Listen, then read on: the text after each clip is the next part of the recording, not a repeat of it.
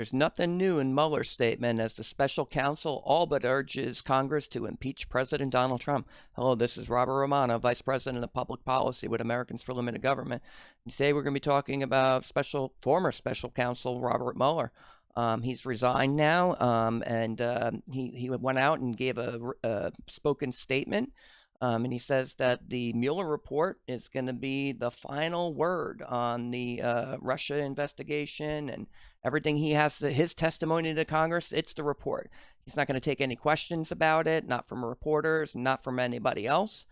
And this happened on May 29, and Democrats are furious. They want Mueller to testify. They want him to be the leader of impeaching President Trump. But Mueller saying, nope, that's your job. Here's his statement. He says, as set forth in our report after investigation, if we had confidence that the president clearly did not commit a crime, we would have said that. And we did not, however, make a determination as to whether the president did commit a crime. The introduction to Volume 2 of our report explains that decision. And it explains that basically, not quoting Mueller anymore, that it's against Department of Justice regulation to indict a sitting president, so they didn't bother to make a determination. They just laid out all the information they had on potential obstruction issues and said that here it is, and what Mueller's saying is that it's there are other venues. Is that here quote from Mueller's statement, the opinion says that the Constitution requires a process other than the criminal justice system to formally accuse a sitting president of wrongdoing. So here, Mueller is basically saying, Congress, this is up to you. If you want to go after sitting President Donald Trump, the Justice Department is the wrong venue. You're gonna have to do it in Congress. So he's basically urging impeachment here. And now Harvard Law School professor emeritus Alan Dershowitz is blasting Mueller for what he did here. He says, quote, until today, I have defended Mueller against the accusations that he is a partisan. I did not believe he personally favored either the Democrats or the Republicans, or had a point of view on whether President Trump should be impeached. But I have now changed my mind by putting his thumb, indeed his elbow, on the scale of justice in favor of impeachment based on obstruction of justice. Mueller has revealed his partisan bias. He has also distorted the critical role of a prosecutor in our justice system. So that's a pretty stinging criticism by Dershowitz there. He's right. Mueller, if he wanted to charge President Trump with a crime, he either should have said, we're indicting you, or at least brought a recommendation to Attorney General William Barr. Instead, he didn't do either. He didn't indict Trump, and he didn't say that Trump committed the crime. On conspiracy with Russia, I mean, there was no crime.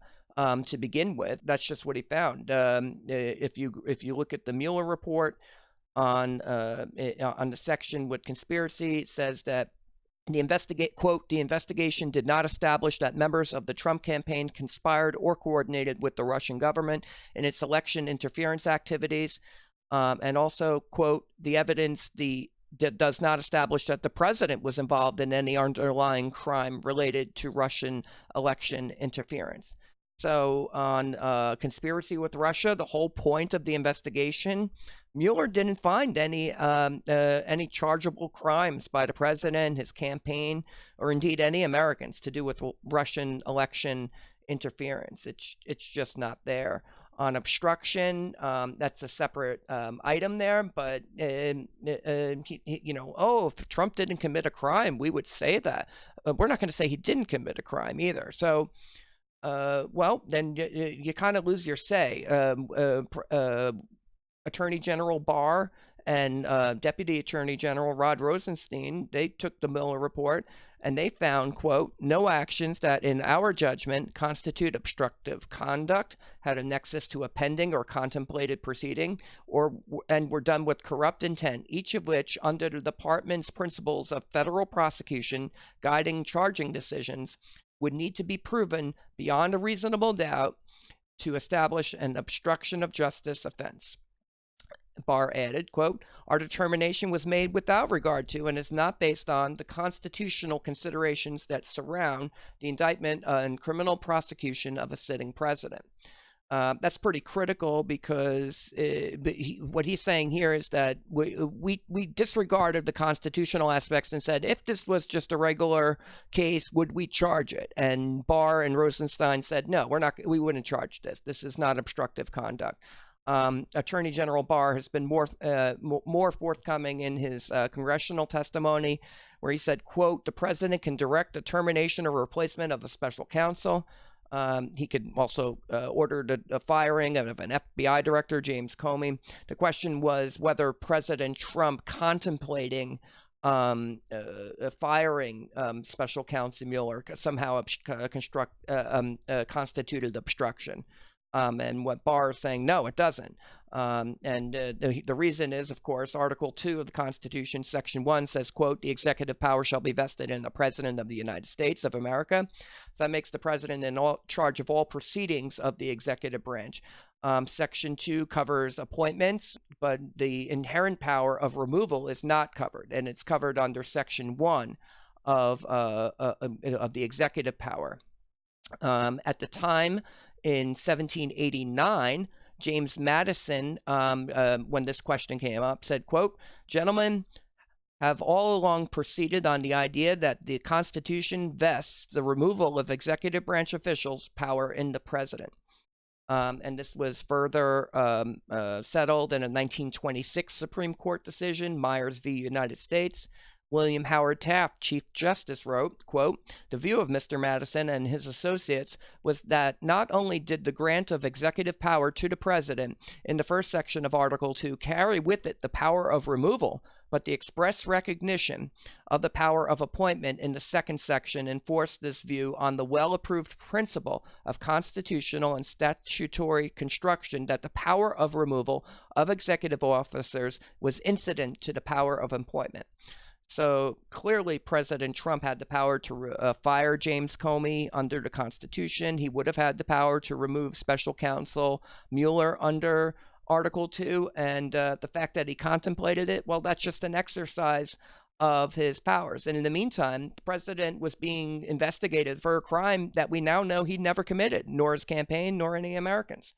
And Barr noted this in his testimony. He said, quote, "If the president is being falsely accused, which the evidence now suggests that the accusations against him were false, and he knew they were false, and he felt the investigation was unfair, propelled by his political opponents, and was hampering his ability to govern, that is not a corrupt motive for replacing an independent counsel or an FBI director, I would add."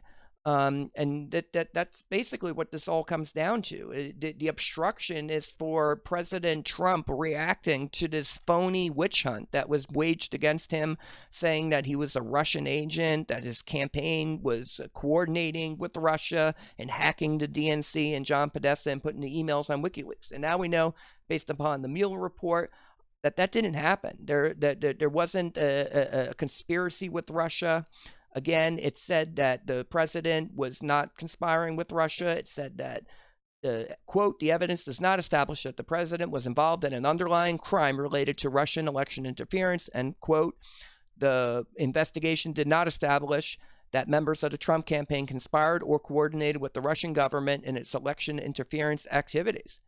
So, I mean, that's it. I mean, the fact is, and there's no crime here. And then they want to say, Trump talking to then White House counsel Don McGahn was somehow an obstruction because he wanted to McGahn to fire Special Counsel Mueller. And even if that was what happened, the regulation is very clear that the quote, "The special counsel may be disciplined or removed from office only by the personal action of the Attorney General. The Attorney General may remove a special counsel for misconduct, dereliction of duty, incapacity, conflict of interest, or for other good cause." Well, President Trump was telling McGahn that Mueller had a conflict of interest. And so that's covered under the regulation. And McGahn, who did Trump ask him to talk to? Rod Rosenstein, the acting attorney general, the person who could actually make a decision about whether Mueller was conflicted or not. So saying Mueller was conflicted and telling McGahn, tell Rosenstein that Mueller's conflicted is not obstruction of justice. That's just basically going along with what the regulation says. Talk to the acting attorney general about potential conflicts of interest by the special counsel. That's not, and no more so than saying, I'm innocent, I didn't do anything wrong. That's not obstruction either. And so I've never seen this case really playing out the way Democrats have hoped for. Mueller maybe trying to put his elbow on the scales of justice, as Alan Dershowitz said. But I don't think it's going to have much of an impact. If you look at the Morning Consult political poll, only 40% of voters support impeachment as a priority, and almost all of them are Democrats. 71% of Democrats call it a top priority or an important priority. Only 31% of independents and 12% of Republicans agree. In the meantime, 50% of voters, including 82% of Republicans and 55% of independents, said this is not a priority or impeachment shouldn't happen. So Democrats are in a tough spot here. If they go along with impeachment proceedings, they're probably going to lose everyone else, the middle of the country, all Republicans, and most independents. And if they don't do it, then, well, 71% of Democrats might be upset with their leaders for not following through on the witch hunt, on this conspiracy theory that President Trump was a Russian agent. And I think that's they have an uphill battle. And Mueller, and this is the final word from him. It's kind of a half-hearted attempt on his part. If he really wanted to impeach Trump, he should be going to testify to Congress. Instead, maybe he's afraid to testify because of the questions that they would ask him. For example, when did Mueller know that President Trump had not conspired with Russia, or that there was no conspiracy with the Trump campaign and Russia? When did he know that? And why didn't the investigation stop right then and there? That's I think a good question, and maybe he's afraid to answer that, and that's why he doesn't want to testify, and he doesn't want to get involved with the politics of it. And so, and that may be the end of it. The Democrats can move forward with impeachment, but they're not going to get much help from Special Counsel Mueller, and he shouldn't. There wasn't a crime to be worth impeaching here, and so they have an uphill battle. And the real problem Democrats have is that the case has not been made. And after Mueller ended his 2-year exhaustive probe, it's never going to be made. And that's the commentary. This is Robert Romano, Vice President of Public Policy with Americans for Limited Government, dailytorch.com. Hit that subscribe button, ring the bell for notifications, and have a great day.